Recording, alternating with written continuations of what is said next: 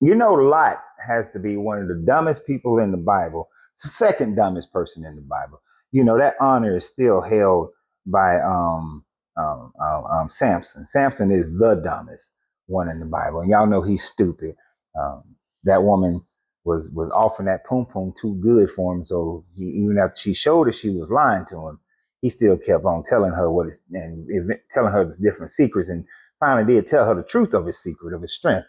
But yeah, and he's cruel, you know, with all the fire, with the foxes and the fires on their tail and stuff. So we know that Samson is the dumbest.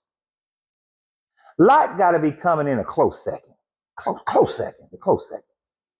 For those of you who may not realize it, because you only think about Lot and his story of being in the in Sodom, and then the angel coming and telling Lot, "Hey, get out of here, take your family and go. We're going to tear up this city." But let's look at this immoral person who is Lot and how stupid he is. The stupid part gonna come pretty early. So, for those who don't know the Lot story, Lot is the nephew of Abraham. He's son of Haran. When Abraham is called out of the city of Ur by Yahweh, Lot goes with him. Now, while they're out there, they start to accumulate some wealth. They get some slaves, some servants. They get a bunch of cows and goats and all kinds of animals and everything. And then Abraham is like, look, your people keep fighting my people over the land. So tell you what, you pick the best place. You pick wherever you want to take your people and y'all go there. And so Lot said, all right, I'm pick the greenest pastures. Greenest pastures over there by Sodom.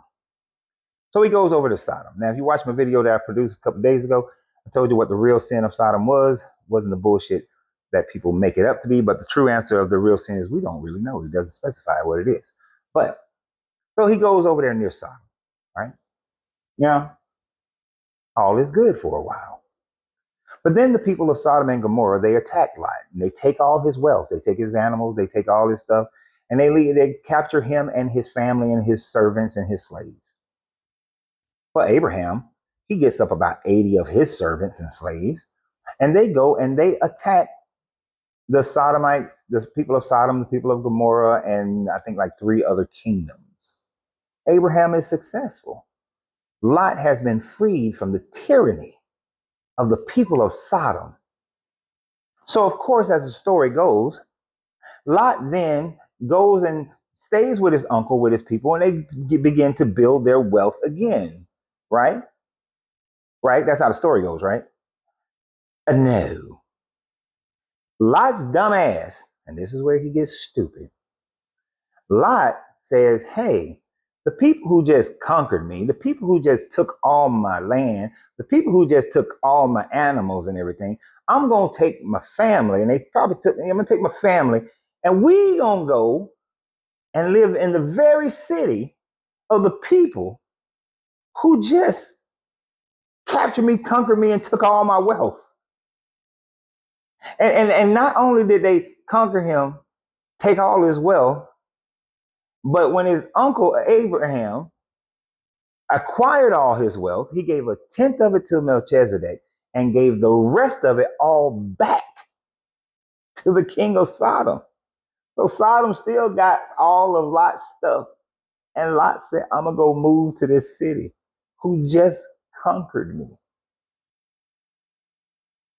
Tell me he ain't stupid.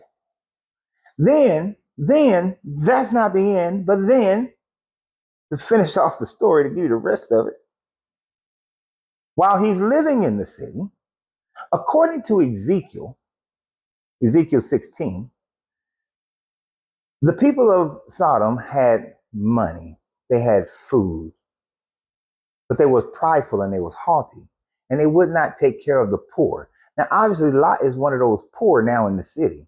And this God was hearing the crying out. Now, the only people that this God would have been paying attention to the crying out of would have been the ones that he had selected to come out of the city of Ur, Abraham, Lot, their servants, their slaves. These are the only people at this time frame of the story that this God cared about. These were his chosen people. So the outcry could have only come from Lot and his folk that, yes, we moved back to the city that took all our shit. And we expect them now to share with us after my uncle just beat them down in a battle. And so they're whining about it. How stupid are you to be there. But then, of course, we know the story. Abraham is talking to God and the angels, and he said, like, if you can find 50 people, you can find 40 people, 30 people, 20 people. Got all the way down to 10 people. Can't find 10 people who are righteous. And that doesn't mean you can't find 6. Lot, his wife, his 2 daughters, their 2 in-laws, or soon to be in-laws. That's at least 6, but it's not 10. And the deal only went down to 10. So 2 angels show up and they tell Lot, hey, Lot, they like, we're going to sleep in the courtyard. And Lot's like, no, don't do that. Don't do that. Don't do that. Come stay at my house. They come stay at his house. Lot, the righteous man who would be saved, who is going to be saved by this whole deal. When the town people press up against him and say that send those 2 men out to us because they didn't come into our city and respectfully. So back in ancient times, when you came to another person's city, you had to go to the governor or the council member, whoever's in charge of the city. Present yourself, pay taxes, pay a bribe, whatever you had to do. Present yourself, your wares. Why are you in our city? It was their form of border control. And so the 2 angels didn't do that. So now they want to embarrass these 2 men. So it wasn't about they had a desire, as Jude would say, a desire for strange flesh. No, this was customary in ancient civilizations. This was customary all the way up to like at my best memory. This was customary in majority of the world, definitely into the 1100 CE at least, that you did these sorts of things, make yourself known to the magistrates and whatnot. These 2 men didn't do that. So to embarrass them was a natural thing. And to sodomize a man is the most embarrassing thing that you could have done to someone. It's emasculating to them. So they will be emasculated. Now they submit to the rulership of that city. So when Ezekiel said that all sorts of abomination, it doesn't spell out what the abominations are. When Jude says sexual immorality, this is somebody who is looking at the story already knowing the end. Kind of like as I explained on the live today, when you're watching some kind of thriller or a horror movie or something like that, and you're yelling, God, don't go in there! Don't go in there! He waiting on you! Don't, you stupid! Don't go! You know they waiting now. The character in the play does not. The character in the show doesn't know. So it doesn't fit. So Jude is writing already with the knowledge and the doctrine of Sodom and Gomorrah. Ezekiel is writing already with a little less than Jude, but more so than Jude of the knowledge. But when the Genesis was writers were writing, they said nothing of sexual immorality. They just said they said that they were just wicked. Ezekiel said they performed all kinds of abominations. An abomination to this guy could have been anything. Eating the sacrificial meat is an abomination. Worshiping another god is an abomination. You know? The real answer is we have no idea what the wickedness is, just like we have no idea what the wickedness of was. Right? And this guy usually spells out certain things if he wants to be specific. Wasn't specific. But Lot, dumbass, then leaves. The 2 son-in-law, he offers his 2 daughters. That is an immoral bastard. They offers to her. Women, this guy don't like you. That women of such property that to save 2 angels, boom, boom, they would rather send out the 2 daughters so they can get essayed in they pum pum. You see what I'm saying? This book don't like women. Now, Lot and his family are told to leave because the angels blinded them. Could have just blinded them in the first place. You had to test that man out like you was testing Abraham. You could just let that man say, hey, we're going to blind them, y'all, sir, out the back door. But they get out of the back door.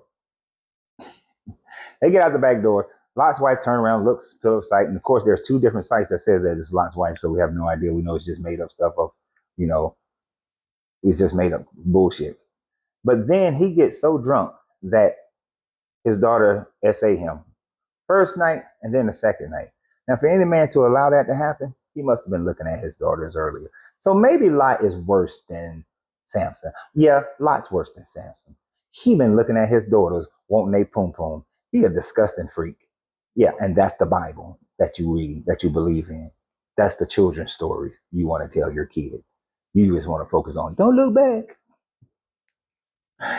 Oh, always remember, you got to free yourself to be yourself because your greatness is non-negotiable.